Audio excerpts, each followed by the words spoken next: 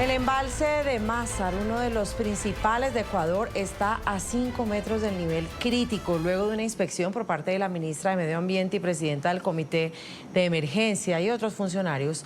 No han sido definidas las siguientes acciones. Recordemos que este domingo, durante 9 horas, 12 provincias estuvieron sin servicio de energía eléctrica como parte de las medidas iniciales para precautelar los recursos hídricos. La importante inspección técnica en la represa Mázar, en la provincia de Azuay, es fundamental para la toma de decisiones frente a la crisis hídrica que golpea a Ecuador.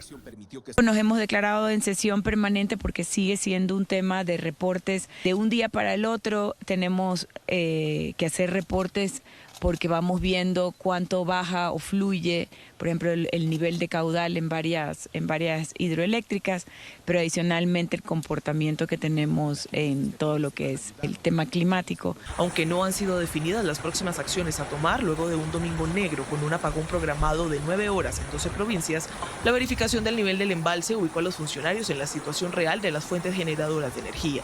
Desde el pasado jueves, el Comité de Operación de Emergencia Nacional declaró alerta roja en 15 provincias debido al déficit hídrico e incendios forestales. Ecuador completó 72 días de grave sequía en Ecuador, la peor de los últimos 61 años. Vamos a afrontar esta situación juntos. De nuestro lado, estamos seguros de que las acciones que emprende el gobierno nacional, como el bombardeo de nubes y la instalación de barcazas, generarán resultados próximos y mitigarán esta situación. Pese a que el Instituto Nacional de Meteorología e Hidrología prevé lluvias en varias zonas de la Sierra y la Amazonía, hasta ahora hay saldo rojo. Entre el 23 de agosto y el 18 de septiembre fueron atendidos 1.337 incendios forestales que han consumido 23.000 hectáreas de bosque. Esto ha exacerbado la crisis ambiental y ha puesto en riesgo los ecosistemas y las comunidades. Y saludamos hasta ahora a Esteban Santos, él es analista internacional en Ecuador, además abogado. Justamente se conecta con nosotros en medio de un corte de energía. Bienvenido al programa La Mañana NTN 24. Carla, Enrique, como pueden ver, me encuentro literalmente en búsqueda de un poco de señal. Se lamenta mucho la falta de previsión en la medida en la que esperábamos los ecuatorianos que nos avisen con un poco de antelación. Acabo de verificar y el informe que presentó la empresa eléctrica data de hace 7 horas, a la medianoche del día de ayer. Y entonces lo que se confirma es que tendremos 3 cortes al día, entre 3 y 2 horas.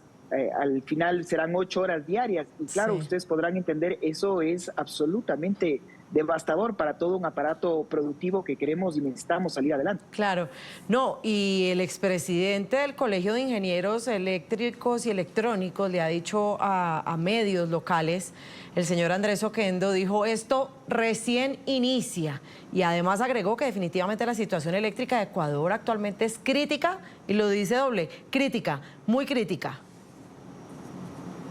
Y es así por 3 factores en mi criterio. El primero es que hay que reconocer que esto no es solo un problema del actual gobierno, que si bien no deja de tener responsabilidad, esto es un problema heredado de gobiernos anteriores, del gobierno del señor Guillermo Lasso, del gobierno del señor Lenín Moreno, pero creo que la génesis, Carla, hay que entender cuándo empieza esto. En la época de los 2010, cuando estaba en auge el socialismo del siglo XXI aquí en el Ecuador, esto se confabuló con el boom petrolero que llegamos a tener y los precios altos que permitieron hacer muchísimos proyectos emblemáticos para el Ecuador.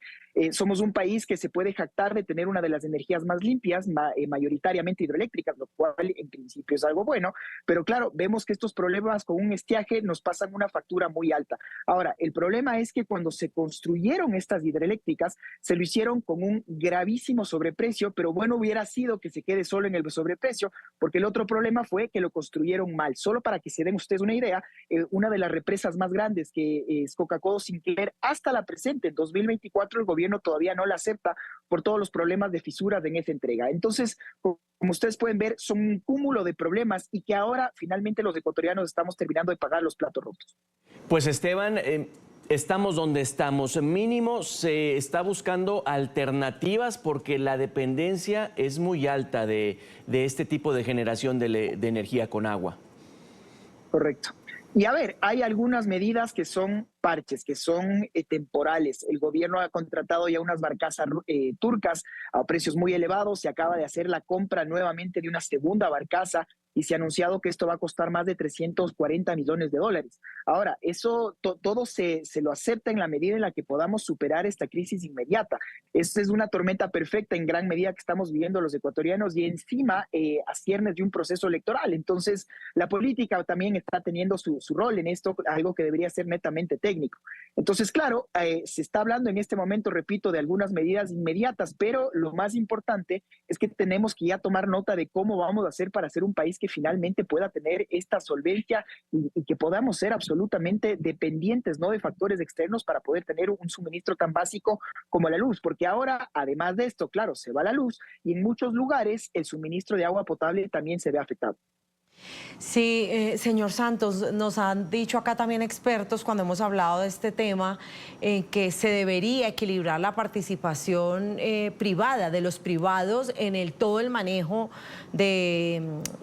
digamos, energético del Ecuador, es decir, permitir dejar de que sea tan estatizado y permitir a los privados también participar. Pero por supuesto, esa es la lógica. El Estado no tiene el dinero, el Estado se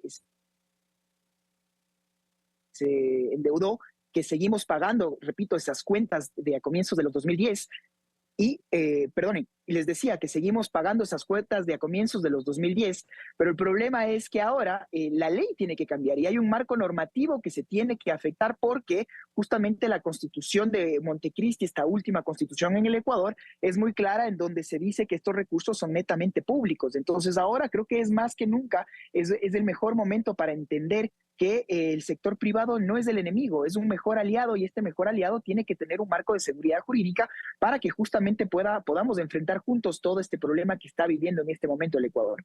Quizá ya no como analista, Esteban, como ciudadano, estás ahí dentro del Ecuador, la seguridad preocupa. Las cámaras de vigilancia dejan de funcionar, etcétera, se promueve el uso del silbato incluso. ¿Cómo lo viven?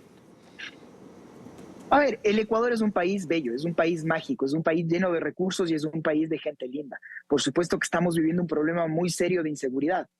Eso es una realidad. El problema de inseguridad está presente.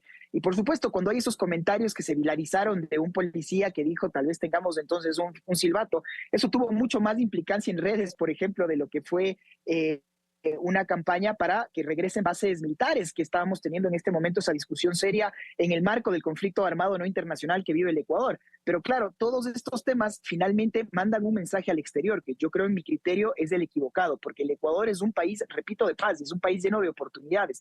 Entonces yo soy el que cree que necesitamos justamente mandar ese mensaje, y el mensaje es que requerimos de inversiones, que requerimos de seguridad jurídica estratégica, porque estos escenarios en donde quien les hable a ustedes lo que tenga que hacer desde un lugar en donde intento tener algo de señal con mi celular no puede pasar, y espero que solo quede de una anécdota de aquí a futuro.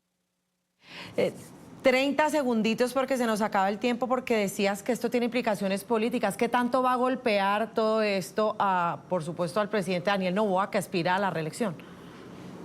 Bueno, lo estamos viendo ya en este momento. En las encuestadoras más serias, el presidente sigue bajando de popularidad. Y yo creo que aquí hay muchas personas que entienden y reconocen que lo que está es terminando un mandato del presidente Lasso. El problema es la comunicación. Mientras todo esto pasa, el presidente se encuentra fuera del país en este momento. Como les decía, yo acepté esta entrevista con ustedes tomando nota de que se nos dijo que se iba la luz en horas de la noche. Y vemos que esto no pasó porque se presenta un nuevo cronograma a la medianoche. Entonces, hay mucha de planificación estratégica que espero que se mejore. Estamos claros de este viaje que estamos viviendo los ecuatorianos, pero esto no puede ser excusa para no tener una planificación seria, que se termine de entender esto, Carla y Enrique. Queremos todos empujar porque estamos todos en el mismo barco, y para eso hay que reconocer, sincerar, creo, las cuentas, y sobre todo reconocer lo que ustedes bien han dicho, que solo el Estado va a ser muy difícil, y por lo tanto que se pueda aperturar para que capitales privados puedan ayudar e intervenir. Ahí está el termómetro, el análisis desde adentro. Esteban Santos, mil gracias por estos minutos.